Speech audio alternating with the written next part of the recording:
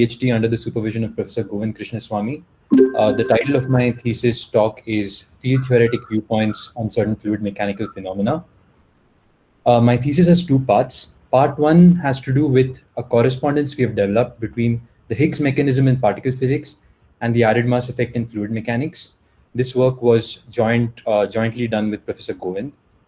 Part two is a dispersive regularization of gas dynamics that we've developed that we then relate to the nonlinear Schrodinger field.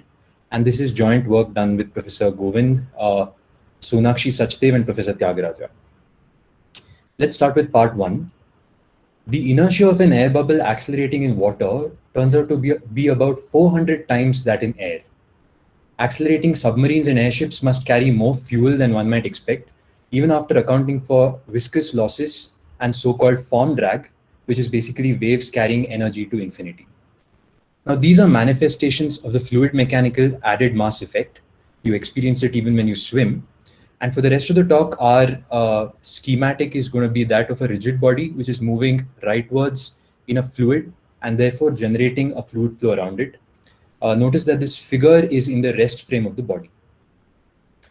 Now, how is this related to the Higgs mechanism in particle physics? Now, in the Higgs mechanism, the otherwise massless W and Z bosons acquire masses by interacting with a scalar field. Superconductors and plasmas also illustrate aspects of the abelian version of the Higgs mechanism. The photon mass in a superconductor, for instance, is the reciprocal of the London penetration depth, while in a plasma it is the reciprocal of the Debye screening length. Now, it is tempting to look for analogies where a body gains mass while moving through a fluid. But such hydrodynamic analogies are usually unsatisfactory because they suggest resistive or dissipative effects that are not present in the conservative Higgs mechanism. So what we seek is a non-dissipative fluid analogy that does some justice to the fully non-abelian Higgs mechanism. Now, recently, McClements and Tyagaraja suggested that such a dissipation-less analog for the Higgs mechanism is provided by the added mass effect, which has been known to hydrodynamicists. This effect goes at least as far as Green and Stokes and is described in Lamb's and Batchelor's books. What happens is when a body is accelerated through an ideal fluid, it is slowed down by a non-dissipative added mass force that is proportional to the body's acceleration. Now, this added inertia force is different from viscous drag because viscous drag depends on speed rather than the acceleration of the body. Now, it also differs from buoyancy force, which opposes gravity and is independent of the body's acceleration. What we have done is we have developed a physical analogy between the added mass effect and the Higgs mechanism. This isn't a duality like the high temperature, low temperature Kramers 1A duality in the Ising model or the gauge string ADS-CFT duality, but it does provide a new viewpoint on both sides. Let's first introduce the added mass effect. Now, the added mass effect is seen even in the simplest of ideal flows. So consider translational motion of a simply connected rigid body of mass m in an ideal fluid, which is inviscid, incompressible, and irrotational at rest in R3. Now, in order to impart an acceleration a equals u dot to it, an external agent must apply a force that exceeds ma, and the ith component of that force is mai plus mu ij aj, and this part of the externally applied force goes into producing a fluid flow around the body. Now, the added force mu ij aj is proportional to the acceleration but could point in a different direction, and that depends on the shape of the body. The constant 3x3 symmetric matrix mu ij that relates the acceleration to the added force is the added mass tensor. It depends on the fluid and the body shape, but not on the body's mass distribution, and that's how it differs from the inertia tensor. Now, the added mass tensor of mu ij for a sphere is isotropic. For a sphere, the added mass mu in all directions, it turns out, is half the mass of displaced fluid. What happens is when a sphere is accelerated horizontally in water, it feels a horizontal opposing acceleration reaction force, which we call G, which is the negative of the added force that the external agent supplies, and that's equal to minus mu a for a sphere. And this force is in addition to an upward buoyant force, an opposing viscous force, etc. Now, this added mass grows roughly with the cross-sectional area presented by the accelerated body. For instance, a flat plate has no added mass when accelerated along its plane, because when it's accelerated along the plane, it's infinitesimally thin in that direction and it displaces no fluid if you apply impenetrable boundary conditions. Now, to a particle physicist, mu ij is reminiscent of a vector boson mass matrix, and the flat face of a plate with no added mass sounds like a massless photon. Now, generally, the applied force can cause both translational and rotational motion of the rigid body. Therefore, there can be an added rotational inertia as well. But for the rest of part one of the talk, we ignore rotation. Now, the simplest example of the added mass effect in 1D is provided by a flow which is constrained to move along a circular channel with constant density rho. Now we take the body to be an arc extending from angle θ1 to θ2, and we have an external agent that is pushing the rigid body through the fluid at velocity u of t. Now, if you take since the fluid is incompressible, the fluid velocity at all points in the fluid domain along the circumference of the circle is the same. And if you apply impenetrable boundary conditions on the two ends of the rigid body, the fluid at this end and the fluid at this end both move at the velocity u of t. And from incompressibility, the whole fluid at all points in its domain moves at the same velocity u of t. Now, this means that signals are communicated instantaneously, but this is acceptable because the speed of sound is infinite in incompressible flow. Now, in order to find the added mass, we consider the flow kinetic energy with constant density, and that's given by E, which is half rho v square integrated over the fluid domain, r d theta, and that's equal to half rho v square times 2 pi r minus L, where L was the length of the arc-shaped body. And notice that rho times 2 pi r minus L is just the mass of fluid, rho being the fluid density, which we denote, and this mass of fluid we denote by mu. And therefore, the flow kinetic energy is half mu v square, where mu is the mass of fluid. Now, the time rate of change of this energy is the rate at which energy is pumped into the flow, and that's given by E dot, which is just mu v dot. And since v is the same as u everywhere, that's just mu u dot. Now, this E dot must equal the extra power supplied by the external agent, and that's just the added force times the velocity of the body. And from this, we may read off the expression for the added force, that's mu u dot, and as you can see, it's proportional to the body's acceleration. The proportionality constant mu, which was rho times 2 pi r minus L, is the added mass. Mu being equal to the mass of fluid is a peculiarity of one dimension, and that's why we took the circle S1 to be the fluid domain and not the entire real line R1. Because if we would have taken the entire real line, we would have had to displace an infinite amount of fluid in order to move the rigid body, and that would have resulted in an infinite added mass. Now, the added mass depends on the fluid density, as you can see, and the body shape, but not on the mass of the body. In particular, there's no added mass for a body moving at constant velocity either, because if you look at the added force expression, it's proportional to the acceleration of the body, and if that is zero, you don't have any added force, and therefore the added mass is absent. So that was the story of one dimension. We now move to three-dimensional flows, which are much richer. In 3D, mass conservation is encoded in the continuity equation, which reads d rho dt plus the divergence of rho v equals 0. The velocity satisfies the Euler equation, which reads dv dt plus v dot del v equals minus the gradient of pressure divided by rho. We consider irrotational or curl free flow so that the velocity field can be written in terms of a potential as v equals grad phi. Incompressibility, which for us means that rho is constant throughout and that the divergence of the velocity field is 0, implies that this potential phi is harmonic and satisfies the Laplace equation.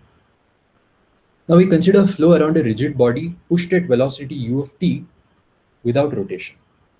Now, impenetrability of the body just means that fluid cannot enter or exit the body, and this implies the following boundary condition on its surface. N hat, notice, is the unit outward normal on the body surface at any point on the body surface. So once again, the impenetrable boundary condition just says that the fluid cannot exit or enter the body. it just reads n hat dot grad phi equals n hat dot u, which basically means the normal component of the velocity of the fluid at the body surface is just the velocity of the body. So the fluid is also assumed asymptotically to be at rest in R3, so that phi goes to 0 as R tends to infinity. Now what we want to do is we want to solve the Laplace equation for phi outside the body subject to the impenetrable boundary condition on the surface of the body. Notice that the Laplace equation is linear in phi, the impenetrable boundary condition is also linear in phi, and also the impenetrable boundary condition is linear in u, which means that phi must be linear in the body velocity u as well. And therefore we may write the potential phi to be equal to u dot a potential vector field capital phi, which depends on the shape of the body and its instantaneous location r0 of t. Say if the body is a sphere, it would be the center of the sphere, but not on the velocity of the body. Because if capital phi depended on the velocity of the body, that would make small phi the potential non-linear in the velocity, which kind of violates the impenetrable boundary condition. Now, therefore, the potential vector field capital phi may be written as capital phi of r minus the location of the body, r naught. And for a sphere of constant radius a, instantaneously centered at the origin, we have a dipole field for the potential vector field as well as the velocity vector field, it turns out. And you can see that in the figure on the right, you have the blue rigid body that's moving rightwards. And as it moves rightwards, it pushes fluid that's instantaneously in front of it. And that fluid gets pushed and eventually occupies the vacated location behind the body as it moves forward. Now, in order to find the added mass tensor mu ij, we need the opposing force due to the fluid flow, and that is given by the pressure. And that's just, the pressure force is just P n hat dA, where n hat is the unit outward normal on the surface of the body, integrated over the surface of the body. This comes with a negative sign because pressure tends to compress the body, and also because n hat is the unit outward normal on the body surface. Now, this pressure is eliminated using the unsteady Bernoulli equation, and this arises from the Euler equation for potential flow with constant density. Let's see how that happens. If you take the Euler equation and you put V equals grad phi in it, you see that you get an equation with two terms, the first being a total gradient, and the second term depending on the curl of the velocity, which is 0 for potential flow. And therefore, you just get an equation saying the gradient of a quantity is 0, and the quantity itself must then be equal to a constant which could change with time. And that's the unsteady Bernoulli equation, which reads pressure P plus rho d phi dt plus half rho v square equals a constant which could change with time. Remember, the reason why we wrote this down is because we wanted to eliminate the pressure P from the force. And in order to do that, you need an expression for d phi dt, which is what we are going to look at now. So we use the factorization phi equals u dot capital phi, which we discussed in the previous slide, and an expression for the time derivative of this potential vector field capital phi, so that you get an equation for d phi, an expression for d phi dt, which contains two terms, one being proportional to the acceleration of the body and another which is independent of the acceleration of the body. And if you use this and eliminate the pressure in the pressure force, you get an expression for the pressure force, which also in turn contains two terms, one being proportional to the acceleration of the body and another independent of the acceleration of the body. And these two terms we call G and G prime respectively. Now, G prime is independent of the body's acceleration u dot, as I said. It turns out that it vanishes if the fluid fills the whole of R3. But if the tank is in fact finite, there are boundary effects and the non-acceleration reaction forces G prime are non-zero. What is more, with gravity, G prime also could include a buoyancy, also does include a buoyancy term, which looks like minus rho times the volume of the body times the acceleration due to gravity. Now, as I said, if the fluid fills all of R3, the pressure only contributes an acceleration reaction force, which we'd call G, so that Gi is a tensor mu ij times uj dot with a minus sign, and this tensor is the added mass tensor. Now, as you can see, it is a direction-weighted average of the potential vector field, because n is a unit outward normal on the body surface, and this integral is over the body surface. Now, mu ij is the added mass tensor. It can be shown to be symmetric and time independent. turns out that it only depends on the dipole term if you expand the potential in a multipole expansion. Now, the rate at which the body does work on the fluid, which is given by minus g dot u, which is actually equal to mu I j uj dot times ui because of the expression for gi here. And if you take a ddt outside, you get a ddt of half mu I j ui uj. This, which is the rate at which the body does work on the fluid, must equal the rate of increase of flow kinetic energy. And that's given by ddt of half rho v square integrated over the fluid domain. And thus the flow kinetic energy is expressed entirely in terms of the body's velocity u and the added mass tensor mu ij. And therefore it follows that the added mass tensor must be a positive matrix because the flow kinetic energy is positive. The eigenvalues of the added mass matrix are the added masses for acceleration along the principal directions, along the eigendirections of the added mass matrix. Now, mass generation in a medium sounds like the Higgs mechanism, but in order to find a more precise relation, it helps to have some examples. Now, by solving the Laplace equation for phi with impenetrable boundary conditions, we may extract the added mass tensor mu ij for simple bodies. Now, as we will see in the upcoming examples, mu ij does not depend on the mass distribution of the body, but only on the shape of its surface and on the fluid density, as you can see from its expression here. Now, roughly the added mass grows, as I said, with cross-sectional area presented. So for instance, a point particle and a thin rod have no added mass when accelerated through a fluid in R3. But a circular disk of radius A has no added mass when accelerated along its plane, but does have an added mass when accelerated perpendicular to its plane. So that if you orient the plane of the disk along the xy axis, you'd see that you'd get an added mass tensor, an added mass matrix, which has a non-zero value along the z direction. Now, the added mass tensor for an ellipsoid with semi-axes A, B, and C is diagonal in the principal axis basis.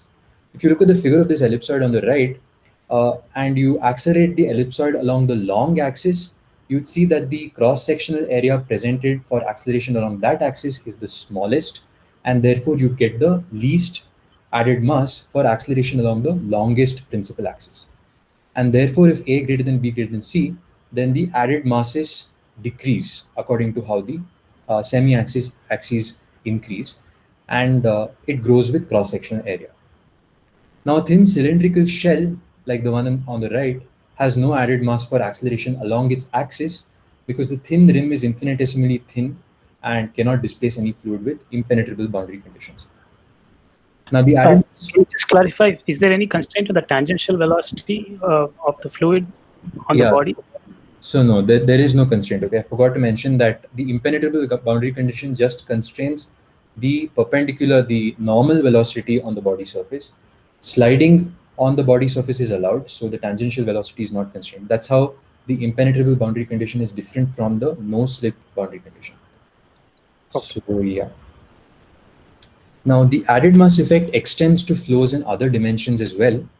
For instance, in a d-1 sphere SD-1 moving in RD, you have the added mass tensor again to be proportional to the identity, and the added mass in any direction is the mass of displaced fluid divided by d-1. And in particular, you recover the result I quoted earlier, that if d equals 3, the added mass for a sphere moving in R3 is just half the mass of displaced fluid. Now, we have found a way of associating a rigid body moving through a fluid to a pattern of spontaneous symmetry breaking. Now, consider a 3+1 dimensional Yang-Mills theory with a d-dimensional gauge group G broken to a residual symmetry group H when coupled to scalar fields phi in a specified representation of the gauge group G subject to a given G invariant potential V of phi.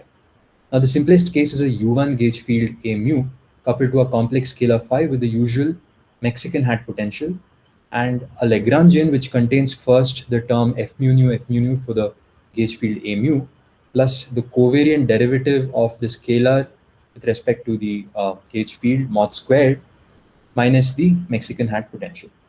Now, the manifold of scalar vacua, which we call script M, is where V is minimal, and for the Mexican hat potential, it's just this circle mod phi equals V, m square by 2 lambda under root. Now, a choice of the vacuum expectation value, a particular choice phi equals v, which is like choosing one particular point along this circle, leads to complete symmetry breaking of the rotational symmetry, which we had before. Now, in this case, the angular Goldstone mode, which is the motion along the rim of the circle, is eaten by the gauge field, resulting in a photon of mass GV. Now, in general, the gauge group G breaks to a residual symmetry group H, leading to vector boson mass terms which look like half MAB, MUA, MUB in the Lagrangian. We now present our analogy between the Higgs and the added mass effects. The fluid is the analog of the scalar field, and the body plays the role of the vector bosons. Loosely, a body carries a flow and gains mass, while the gauge boson eats a Goldstone mode and becomes massive. We say that a spontaneously broken gauge theory corresponds to a rigid body accelerated through ideal incompressible potential flow in RD if the vector boson masses and the added mass eigenvalues coincide. Now, the Lie algebra G underscore of the gauge group G plays the role of the space of directions in which the body can be accelerated. So notice that in particular, we don't relate the 3D space in which the vector bosons move to the space in which the rigid bodies move. So now, just as accelerating the body in different principal directions in the fluid could result in different added masses, the various generators of the Lie algebra could correspond to vector bosons with possibly different masses.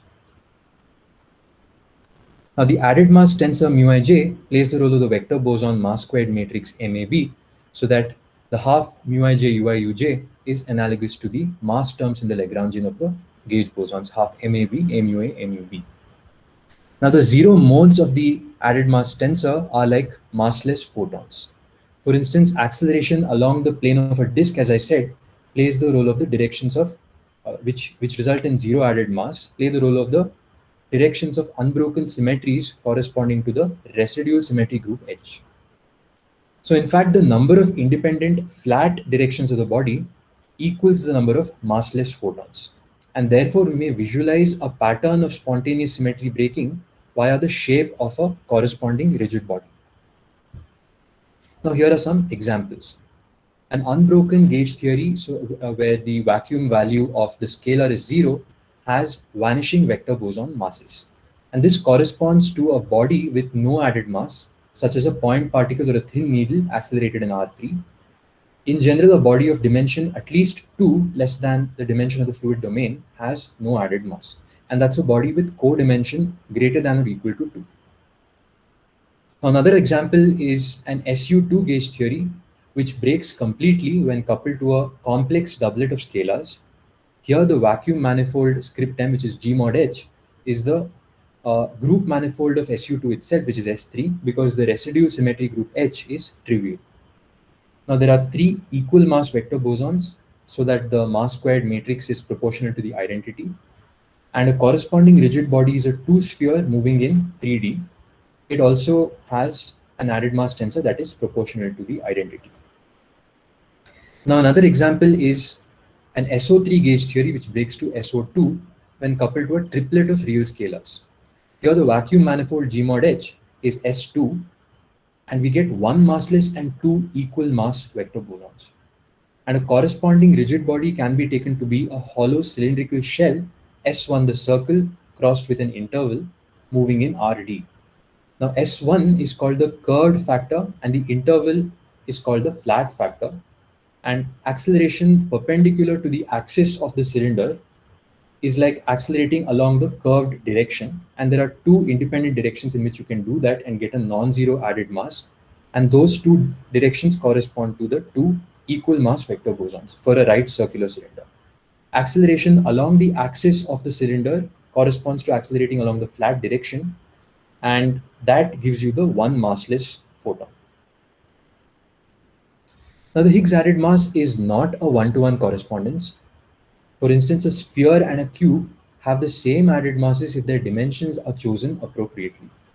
Similarly, appropriate SU2 and U1 cube models can share vector boson masses. So the correspondence really relates a class of gauge theories to a family of rigid bodies. Now, among the rigid bodies with the same added masses, we may define an ideal rigid body to be a maximally symmetric one. For instance, we choose a sphere of suitable radius instead of a cube. Now, interestingly, if we find a relation, we find that there is a relation between the symmetries of the ideal rigid body and the corresponding vacuum manifold. In order to motivate this, we note that the scalar vacuum manifold is the quotient G mod H. For instance, for the SO3 gauge theory breaking to SO2, the vacuum manifold is SO3 mod SO2, which is S2, the sphere. On the other hand, the ideal rigid body is typically, as we saw, a product of a curved and a flat of curved and flat factors. For instance, the cylinder, which is S1 cross the interval, corresponds to SO3 breaking to SO2. Now, remarkably, we find that the symmetries of the curved factor of the rigid body coincide with those of the mass metric on the vacuum manifold G mod H. Now, in order to see this, we begin by noting that the zero modes of the mass squared matrix of the gauge bosons are precisely in the directions of the unbroken residual symmetry group H. So that if we quotient by them, we get a non-degenerate metric on the vacuum manifold G mod H, which has dimension P, which is the difference between the dimension of the gauge group G and the residual symmetry group H. Now, the vacuum manifold script M is homogeneous, that is, it looks the same everywhere. So consider the tangent space at any point small m on the vacuum manifold script M. Now define its symmetry group gamma as the subgroup of the orthogonal group OP that commutes with this mass metric GAB. Then we find that this gamma coincides with a group of rotation and reflection symmetries of the curved factor of the corresponding ideal rigid body. I'm going to give you a couple of examples. So for instance, for SO3 breaking to SO2, the vacuum manifold is a round sphere S2, and we have two equally massive vector bosons, so that the mass metric is a 2 by 2 metric which is proportional to the identity, because the two masses are equal. And since it's proportional to identity, the symmetry group of this mass metric is all rotations and reflections in a 2 by 2 for a 2 by 2 matrix, which is just O2. On the other hand, for the ideal rigid body is a cylinder with curved factor S1, as we saw in the previous slide, and that has the same symmetry group O2. Now, another example is provided by the complete breaking of SU2, where the residual symmetry group H is trivial, so that G mod H is the round sphere S3, the group manifold of SU2. The ideal rigid body is the sphere S2 moving in R3. Now, both S2 and the mass metric on S3 have the same symmetry group O3. So now we move on to some other aspects of the correspondence. Spontaneous symmetry breaking is caused by a non-zero vacuum value phi equals V of the scalar field. Now the constant fluid density rho is its counterpart. For instance, the added mass tensor for a sphere is proportional to rho a cube delta ij, where rho is the density of the fluid. And correspondingly, the mass squared matrix for the SU2 gauge theory breaking completely is also proportional to the identity. And it has as its coefficients V square, which is the vacuum value squared, plus times the coupling constant squared. Now, why it is natural to associate, to relate the density and the vacuum value with each other is because each is exclusively a property of the fluid and the scalar field respectively. Now, furthermore, the fluctuations around constant density flow, such as sound waves through compressible flow, could correspond to quantum fluctuations around a constant scalar vacuum expectation value. Another reason why it's natural to relate the density with the vacuum value. Now, we also have a discrete fluid analog of the spontaneously broken gauge symmetry. So when a sphere moves with constant velocity through the fluid, the pressure distribution on the front and rear hemispheres are identical, but this fore-aft symmetry is broken when the sphere is accelerated. And that, we say, is a fluid analog of the spontaneously broken gauge symmetry. In this slide, we look for the fluid analog of the Goldstone mode. So if the vacuum value phi is non-zero, but the gauge coupling G is zero, then the gauge fields are not coupled to the scalar field. Nevertheless, the scalar field does display spontaneous symmetry breaking and there is a corresponding Goldstone mode, though the gauge bosons remain massless. So we seek a fluid analog of the Goldstone mode where there is no added mass, and this is provided by a steadily moving body. So when a rigid body moves at constant velocity u through an ideal incompressible irrotational flow, it feels no added mass, and that is D'Alembert's observation, which basically says that if you have a uniformly moving rigid body through an inviscid fluid, in order to maintain the fluid flow around this uniformly moving rigid body, you would not have to pump any energy into the flow. As I said, it is associated with a benign flow, not requiring any energy input. For instance, around a sphere of radius a moving at constant velocity u along the z hat direction, you would have a dipole velocity vector field in the flow. Now here the body is not coupled to the fluid through energy exchange, just as the gauge bosons are not coupled to the scalar field. And thus this benign flow is analogous to the Goldstone mode. Some more analogies. There are three ways for the gauge group G to remain unbroken. First, we may set the gauge couplings Gi to 0. Second, we may make the scalars uncharged under the gauge group. And third, we may tune the potential so that the scalar vacuum value V is 0. Analogously, there are three ways in which the added force or mass of a rigid body may vanish. First, we may put the acceleration components Ai to 0 so that the body moves at constant velocity. Second, we may shrink the body to a point or to a body of codimension greater than or equal to 2. And third, we may let the fluid density rho to go to 0. And these three ways are analogous to each other. These three ways in which the added force or mass of the rigid body may vanish are analogous to the three ways for the gauge group G to remain unbroken. Moreover, the impenetrable boundary condition on the body is an analog of the minimal coupling between the gauge fields and the scalar field, because the boundary condition is how the body interacts with the fluid, and the minimal coupling is how the gauge fields interact with the scalar field. Now, there's also an analogy between the equations of motion, which for the rigid body is just the Newton's law, Fi minus mai equals mu ij aj, and on the particle physics side, it's the massive Procka equation, which are just the massive Maxwell's equations. Now, the added mass term mu ij aj is like the Procka mass term. The external force Fi is like the external current J, because both are sources. And in particular, d mu f mu nu equals 0 corresponds to mai equals 0, so that EM waves are analogous to uniform motion of the body. Now, here are some further ideas on the HAM correspondence. First, the Higgs particle. What is the fluid analog of the Higgs particle? The Higgs is the lightest scalar particle, which is the longest wavelength mode of the scalar field. So its fluid analog should be a fluid mode around an accelerated body, but understanding it requires an extension to compressible flows, which is also relevant to quantum fluctuations around the scalar vacuum expectation value. And so in compressible flows, if you want to look at those modes, you'll have to expand in terms of a Mach number expansion. That's on the fluid side, and that would then be analogous to quantum fluctuations which would arise from a loop expansion. Now, second, we have the broken symmetry.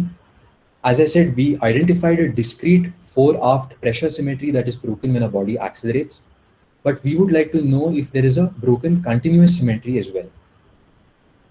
Third, the added rotational inertia. So the fluid flow can affect the rotational inertia of a rigid body, but is there a gauge theory analog for this? For instance, could there be a Higgs correction to the magnetic moments? Now, fourth, for a composite system of rigid bodies, how is the added mass of a composite system of rigid bodies related to those of its constituents? And correspondingly, on the particle physics side, can one compute a correction to the mass of a hadron, for instance, from Higgs interactions among a system of quarks beyond Higgs contribution to individual current quark masses? These were some further ideas. And here in the last slide of part one of my talk, we've listed various different gauge theories and how they break, and the corresponding, the spontaneous symmetry breaking of various gauge theories, and the corresponding rigid bodies and the fluids through which it must move. For instance, if you look at the last row, you have SU2 cross U1 of the electroweak gauge theory, which then breaks to U1 of electromagnetism, giving you two equally massive W plus minus gauge bosons and a slightly more massive Z0 gauge boson, plus a massless photon. Now, the corresponding ideal rigid body would be an ellipsoid crossed with an interval moving through fluid in R4. Why an ellipsoid? First of all, the ellipsoid would be an ellipsoid of rotation, so that acceleration along two independent directions would give you equal added masses, which would then correspond to the two equal mass W plus minus bosons. And acceleration along the third direction should give you a slightly higher mass, added mass, which would then correspond to the mass of Z0. Acceleration along the flat direction, which is along the interval, would then give you the zero added mass corresponding to the massless photon. So that brings to an end the first part of my talk. If you have any questions, you can ask. Otherwise, I can just move on to part 2.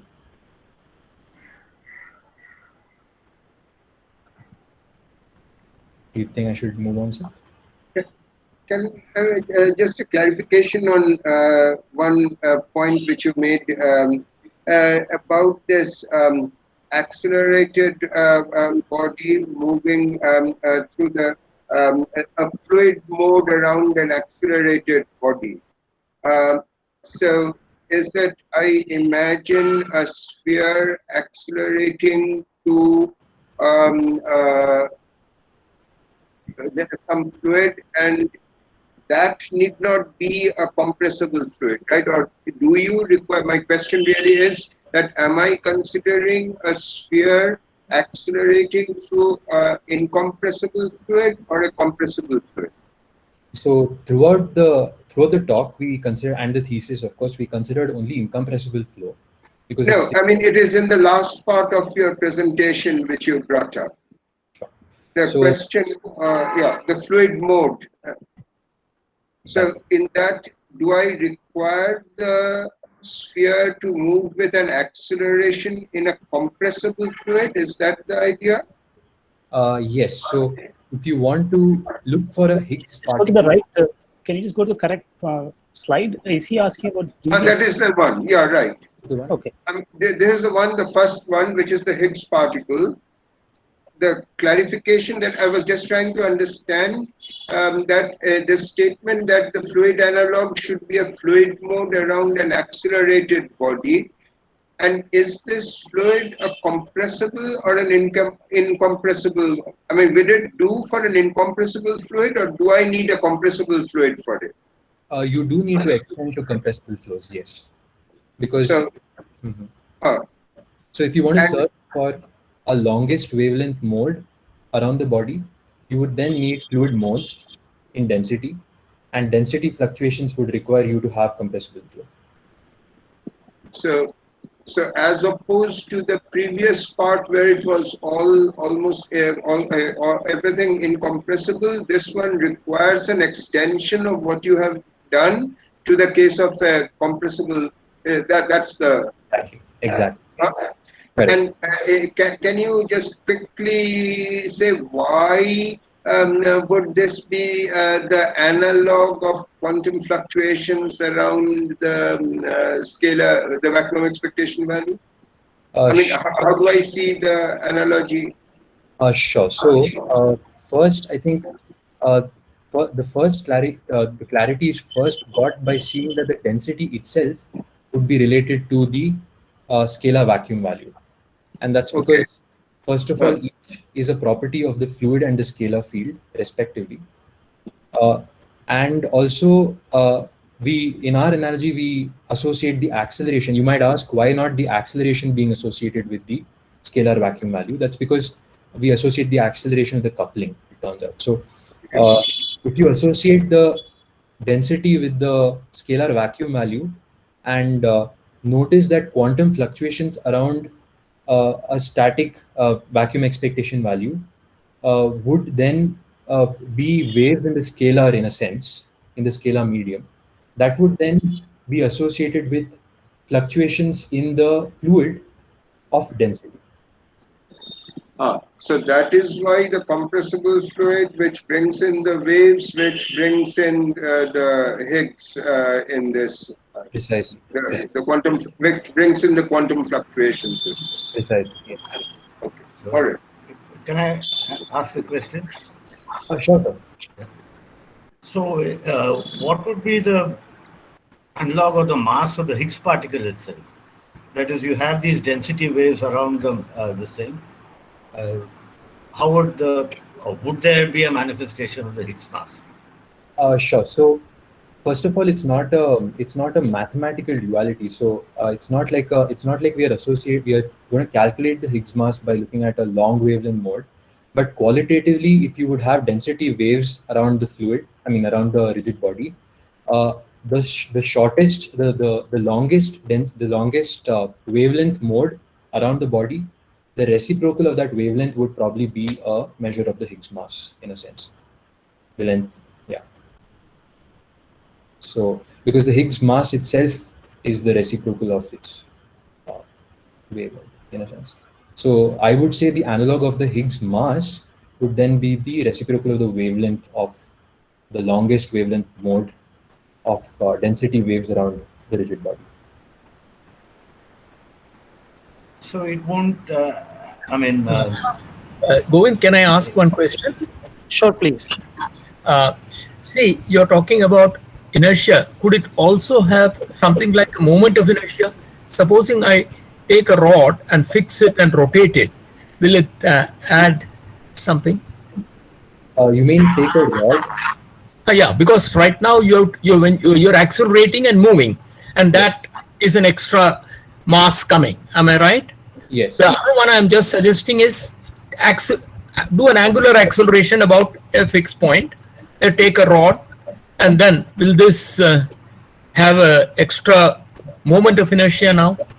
Sure. Or is that very difficult to get? Sure. Let me just plug my earphones because I'm getting a feedback.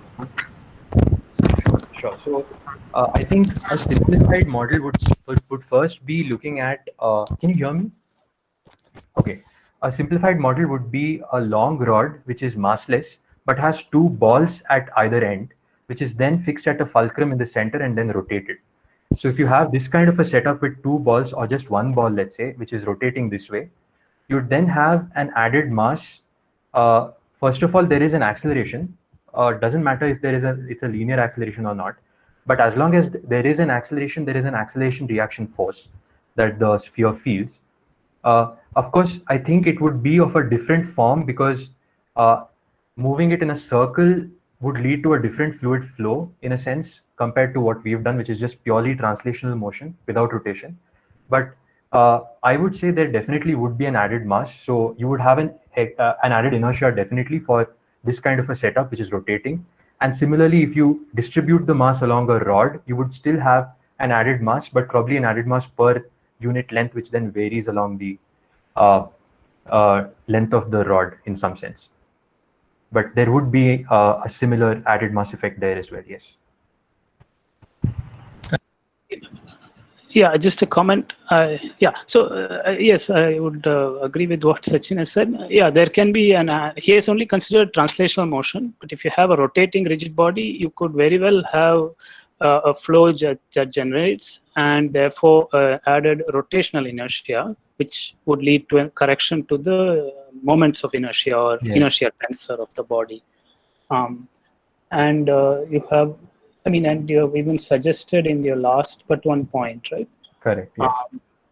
Maybe you can just go over that again. So what we've said is, so here, the point that we made here is that if you have so I didn't exactly have the picture of a rod that's moving or something that's being rotated, but the picture that I had was that of an asymmetric or weirdly shaped body that's being translated.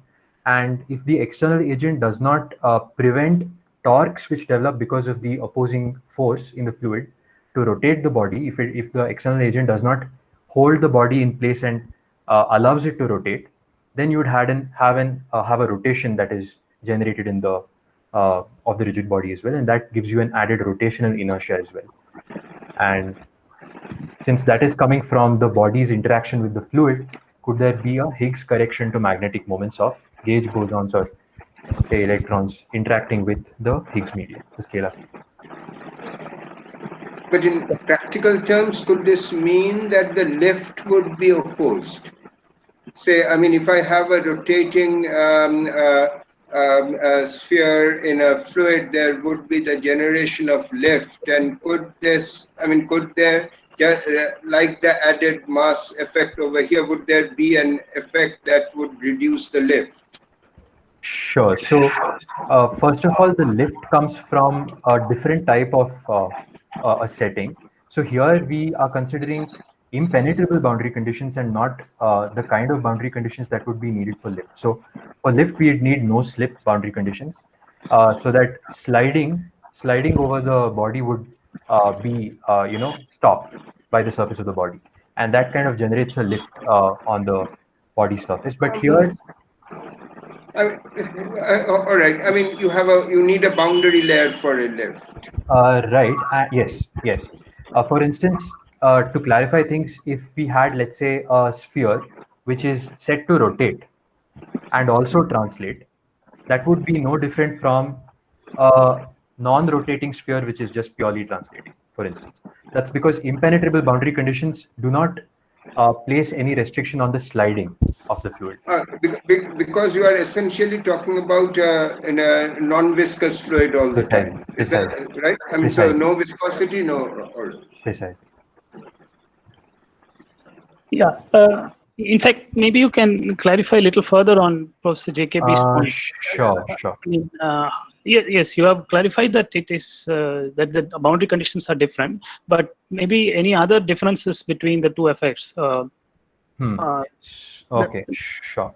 So, I mean, we've made some changes based on this suggestion to the thesis itself. So I'm just trying to see what exactly we've done. So, first of all, I talked about the spherical body rotating as opposed to translating, and that doesn't have make any difference. And also the lift force would require an asymptotic flow velocity to be present. So in our case, we are not having, so we have a situation in which the flow is stationary asymptotically and is only locally is moving around because the rigid body is moving rightwards. So for a situation of lift to occur, you'd need some kind of a wind which has an asymptotically, a non-zero flow velocity. That's one contrast. And secondly, you'd need non-zero circulation around the body itself. So let's say you have a sphere and you don't allow for circulation like in potential flow, like we've already discussed. The lack of circulation would ensure that you don't have any lift at all. And therefore, qualitatively, the added mass effect is different from lift, which needs circulation. So yeah, so we are not considering a boundary layer. Also, yeah, exactly. Yeah. And okay, I had one more comment on Professor Shankar's question about the Higgs particle mass itself. Yeah, yes, you mentioned that. Of course, the Higgs itself is in a relativistic field theory. So I think the analogy that Sachin mentioned is between the longest wavelength fluid mode and the longest wavelength mode in the scalar medium. So in some sense, the wavelengths could perhaps be compared. The relation to mass itself is through some relativity and quantum mechanics and so on, which is not really present in our fluid system. So we can't really relate the wavelength to a mass, at least in our fluid system. Sure. But, though you can. Maybe one can ask, is the dispersion relation changed?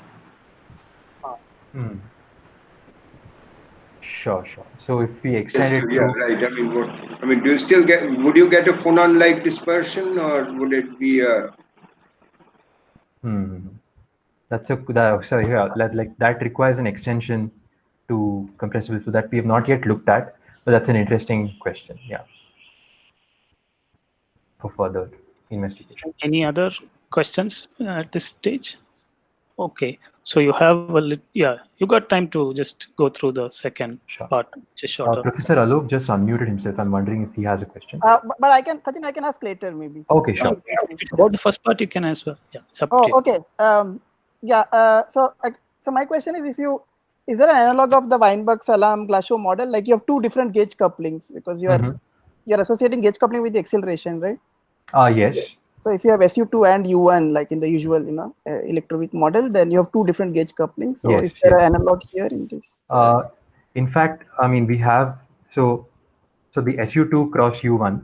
So what we do is we have three different, I think we couple SU2 with the same coupling constants to the two scalars, while the U1 is coupled with a different coupling constant. And that's why you get, this difference basically. Is that what you're saying?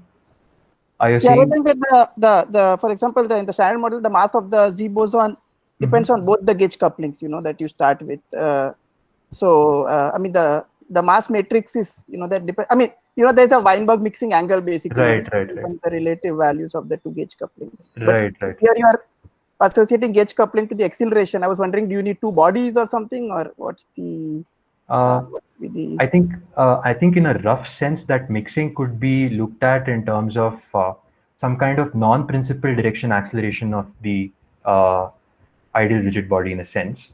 But no, I don't. So I'm not very sure of how. I don't think there is. I mean, it's not that detailed, the analogy. I think you can't actually pick out the mixing angle, and I don't think there is an easy analog to look for there, I think. But is it possible to look at two bodies or something with different acceleration? And Sure. okay, but you're saying that has not been looked at yet. Yeah, you probably, but yeah, I mean, the intuition is that for one gauge theory that is breaking, you'd have one rigid body. Yeah. So in a sense, it would probably need a modification of that idea. Yeah. Okay. Thanks. Yeah, that's what I was. Thank you. Yeah. Yeah. Okay, you can go ahead. Okay, sure. So this is part 2 of my talk. So in this part 2, we look at a UV regularization of singularities in gas dynamics, which is non-dissipative in nature that we have developed, but dispersive. So ideal compressible flow of a gas is known to encounter shock-like singularities where the density, pressure, or velocity is discontinuous. For example, in the 1D Hopf equation, ut plus ux equals 0, u can become singular. As you can see in the figure, if you start with an initial profile of u which looks like this, gradients become sharper and sharper until it reaches infinity. And then after a certain point, it can even become multi-valued. And that's not desirable if you want to interpret the u field to be a physical quantity like velocity. But viscosity, as in the Burger's equation, which is just the Hopf equation with a viscous term nu u double x added, typically smooths such sharp gradients and gives the shock a finite width and an internal structure like the figure on the right. And the reason why this viscous term smooths sharp gradients in U is because it has two derivatives as opposed to the problematic single derivative. And when ux becomes larger and larger, u double x then becomes important as well. That typically leads to the smoothing. Now the KdV, which is ut plus ux equals u triple x, illustrates how dispersion can non-dissipatively regularize shock-like singularities via soliton formation. Also notice here, there are three derivatives as opposed to, which is higher than the problematic single derivative. Now I have a movie which shows how KdV does this regularization via solitons. So if you start with an initial profile which develops sharp gradients, you see that quickly there is a train of solitons that's produced, which regularizes those sharp gradients. That's how KdV regularizes sharp gradients. However, KdV is special to 1D and only describes the dynamics of one field. What we have done is we found a conservative generalization of the KdV equation, which simultaneously describes the evolution of density, velocity, and pressure applicable to adiabatic dynamics of a gas with specific heat ratio gamma. Now, a nice feature of our model is that it extends to 2D or 3D in a natural way. It is minimal in nonlinearity and derivatives. It preserves rotation, translation, parity, and time reversal symmetries, and has an effective short distance cutoff, say the shock width. Now, unlike the linear u triple x term in KdV, our equations involve a nonlinear dispersive force with three derivatives of density. Now, it displays a rich wave structures and could find application to stabilizing numerical simulations, especially when viscous effects are small. Capillarity or surface tension, which is basically large gradients in along interfaces of two different fluids. dispersive shock waves, for instance, blast waves in Bose-Einstein condensates as pictured in the figure below, collisionless plasmas, and so on. Now, in order to prevent large gradients of density from developing, we add a positive density gradient energy in blue to the usual inviscid gas dynamics Hamiltonian, which just has the kinetic flow kinetic energy term and the compressional potential energy term. And to this, we add a gradient density gradient energy term, which is half beta of rho times grad rho whole square. So where the beta of rho is called a capillarity coefficient. Now, such a term arises due to capillarity or surface tension as discovered by van der Waals and Courteway, but can also be important in any region of rapid density variation. Now, the equations of motion are derived from this Hamiltonian using the Landau-Morrison-Green Poisson brackets for compressible flow. And we discover that the simplest capillarity coefficient beta of rho that ensures local conservation laws for mass, momentum, entropy, and energy is a constant beta star divided by the density rho. So that with this choice of the capillarity coefficient, you see that the continuity and the entropy advection equations are the same, but the momentum equation is changed insofar as the stress tensor gets an additional term proportional to the regulator beta star, the constant, and it also contains, sorry, I think Professor Sridhar said he can't see the slides. Is that a problem? Okay, I'm able to see the slide. Okay. Anyone else isn't able to? I can see them. Okay. Yeah, we can see the. Sure. Okay. So we'll just wait till maybe it's the internet fluctuation. Okay. So as I said, the continuity, yeah, and the continuity. Something has gone wrong. I'm able to see your face, but not the slides.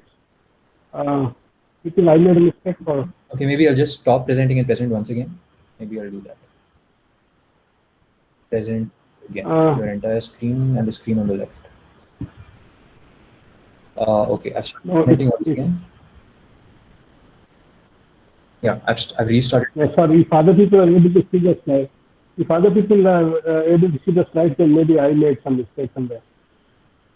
Okay. Yeah, I'm able to see. Okay, why don't you continue? Yeah, perhaps you can continue. I think one has to select whether to see other participants or the comments or the person's presentation. So I think if you select one of those, you might be able to. It's an issue with pinning the video which you want to see. Okay.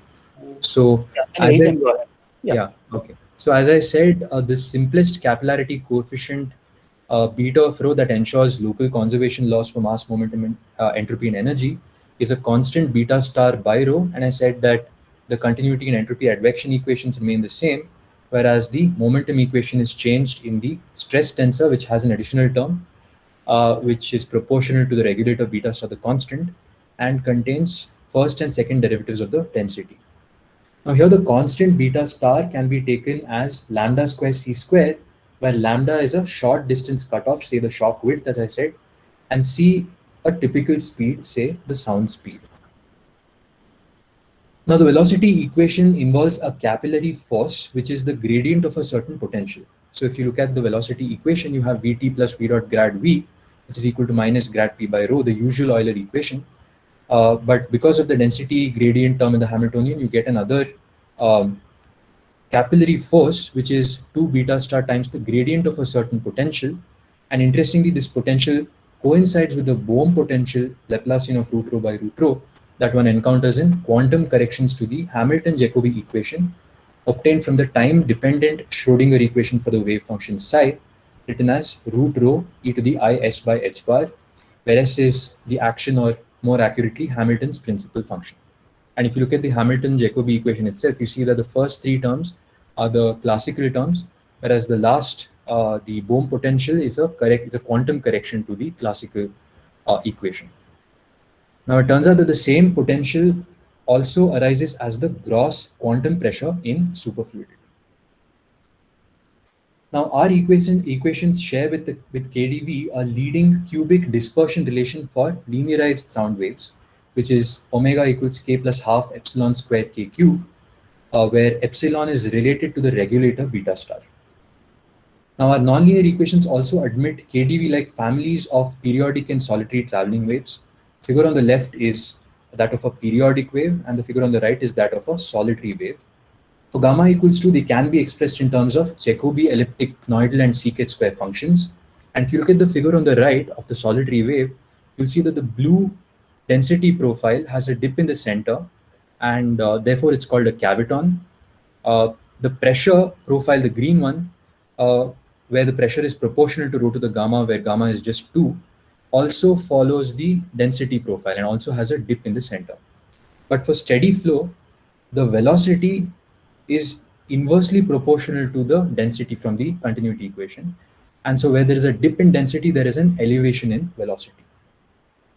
Now, these periodic and solitary traveling waves cover all, periodic and solitary waves cover all steady, smooth solutions of our equations, the C infinity ones, but none of them can model a shock where the asymptotic densities are distinct constants. So in fact, even if we allow for non-smooth C1 solutions, it turns out that there are no steady, continuous shock-like solutions. The same situation arises in KdV. Remember, we are looking at steady, continuous shock-like solutions, and not a solution in which initially you have you start with some initial condition which then evolves in time and looks like a shock in an intermediate time instant and then evolves into something else. We're looking at steady, continuous shock-like solutions. Now, the reason why there are no such steady, continuous shock-like solutions is because such a solution violates the Rankine-Hugoniot conditions, which require the mass, momentum, and energy fluxes to be equal asymptotically. And these are the three conditions that are given below. The first is for the mass flux, second for the momentum flux, the third for energy. And if you notice the mass flux condition, you see that the combination rho u at minus infinity should be equal to the combination rho u at plus infinity, although the individual rho and u may be different values at minus infinity and plus infinity. So for instance, constructing a shock-like profile by patching half a caviton, like the red on the left, and a constant solution like the one on the right, leads to a violation of these Rankine-Hugoniot conditions. Now, though there are no steady shock-like solutions, an initial condition, as I said, that would lead to a discontinuity in the ideal theory is nevertheless regularized.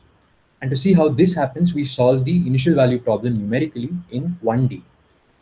We employ a spectral method to solve the evolution equations for density and velocity for isentropic flow in a periodic spatial domain.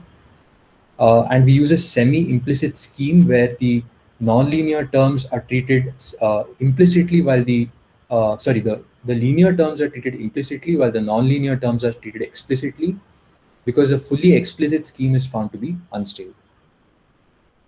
Now, the numerical solution of the initial value problem shows that our equations regularize sharp gradients in density and velocity via the formation of solitary waves. And I have a video that I want to play quickly. So if you start with so although this looks like a constant, you're starting with a small variation, a cosine-like variation. And if you evolve it in time, you see that sharp gradients develop. And before they become too sharp, you see that an elevaton and a caviton regularize these sharp gradients. They collide and they re-emerge, conserving their original shape. So an elevaton remains an elevaton after collision, and a caviton remains a caviton after collision. We can see this in more detail in the next slide. So for gamma equals 2, the solitons, as I said, collide and re-emerge with a phase shift, as you can see in these two diagrams. These are basically space-time diagrams where the vertical axis is space and the horizontal of time. And what we are plotting are the centers of the solitary waves, that the trajectories thereof. The figure on the right is in fact a zoomed in version of the figure on the left, this region in fact. And as you can see, soliton 1 and soliton 2 come in, they collide, and they re-emerge, but with a phase shift. Also, you can see that there is some rough periodicity because you see that the structure that you see here is repeated. So there is a rough periodicity as well, as we'll see in this slide. So we find that the Rayleigh quotient R, which is just the norm square of the gradient integrated over dx, normalized by the mod square of the density itself integrated, which actually measures the mean square mode number, fluctuates between bounded limits. So if you look at the figure on the left, where we have plotted the mean square mode number versus time, you see that it fluctuates between 2 and 7 roughly, and therefore a maximum of 7 modes participate in the dynamics. This is also reflected in the spectral distribution of energy En, which is found to drop exponentially with the mode number n. So if you look at the figure on the right, where we've plotted log En on the vertical axis versus the mode number n for various time instants, which are indicated by different colors of the graphs, you'll see that for all of these time instants, the energy for each mode declines exponentially with increase in mode number. And thus there is no equipartition of energy among modes. Now these results suggest that the motion is recurrent, as we could also see from the periodicity in these trajectories of the solitary wave centers. Effectively, only a finite number of Fourier modes are active. However, the number of active modes really depends on the initial condition. So our numerical results indicate recurrence and soliton-like scattering in 1D isentropic flow with gamma equals 2, which suggests integrable structures. Now, surprisingly, for isentropic potential flow, where P is proportional to rho to the gamma, our equations can be mapped into the defocusing nonlinear Schrodinger equation via the Madelung transformation, which looks like psi equals root rho e to the I phi by 2 root beta star, and the nonlinear Schrodinger equation itself looks like I root beta star d psi dt equals minus beta star Laplacian of psi plus the nonlinear term gamma k by 2 mod psi 2 gamma minus 1 psi, where notice that if you put gamma equals 2, you get the cubically nonlinear Schrodinger equation. Also, this plus sign indicates that the interactions between the psi field are repulsive in nature. And that's why we call it, that's why the equation of the plus sign we call the defocusing nonlinear Schrodinger equation. As you would have noticed, the regulator beta star, our regulator, plays the role of h bar square, which is known to regulate classical singularities. In general, defocusing or repulsive interactions render a system more regular, whereas attractive interactions tend to be more singular. As I said, for gamma equals 2, we get the cubic nonlinear Schrodinger equation, which in 1D has infinitely many conserved quantities in involution, making it an integrable system. And this explains the phenomena of recurrence and soliton scattering that we observe in our numerical simulations. So here is a summary of what we've discussed so far in part 2. We have proposed a minimal conservative regularization of shock-like singularities in inviscid gas dynamics. The connection of our regularization to the defocusing nonlinear Schrodinger equation shows why it works.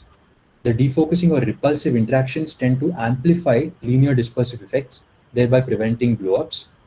Dispersive shockwave theory and the inverse scattering transform in 1D should provide powerful tools for analysis. Now, though our conservatively regularized equations do not admit continuous shock-like steady solutions, initial conditions that would lead to discontinuities in the ideal theory are nevertheless regularized, with solitons playing a role.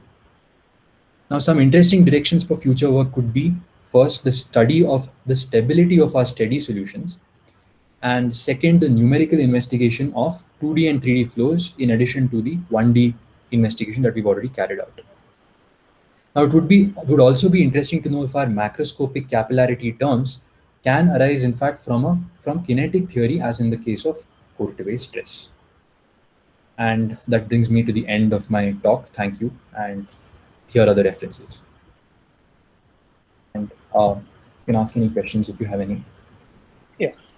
Sorry for going above by 13 minutes. Well, anyway, people have been patient, but we have time for a few questions if anybody would like.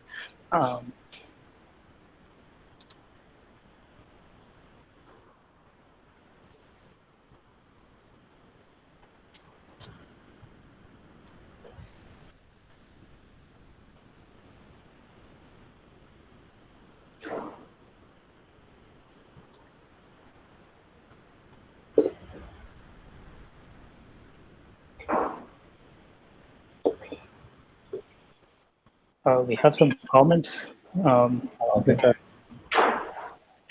Thank you, sir. Thank you, Professor Ghanshyam. Thank you, Sathik and Srinidhi.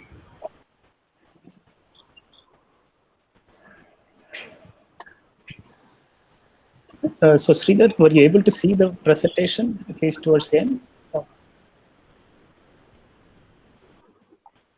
Yeah. Actually, it was my mistake. I pinned this somewhere, so I had to remove the pin again. Yeah. Sorry to disturb you in the middle of talk. Thank you, Sridhar. Yeah. So, well, depending on whether there are any other general questions, otherwise we will only the external examiner and other senior people can join for a so-called closed-door session with Sachin. Yeah.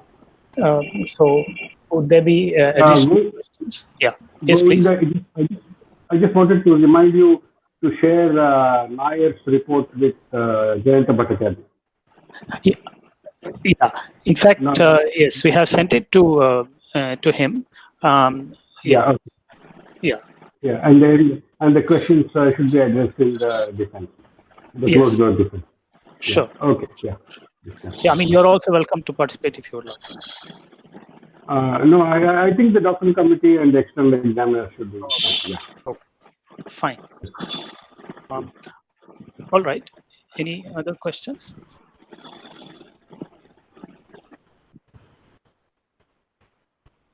Okay. Otherwise, we will request the other participants to sort of leave, and then we'll have a short meeting, so-called closed-door meeting. So, in any case, thank you everybody else for joining. Okay. Thanks, everyone. Bye. And for your questions after the first part.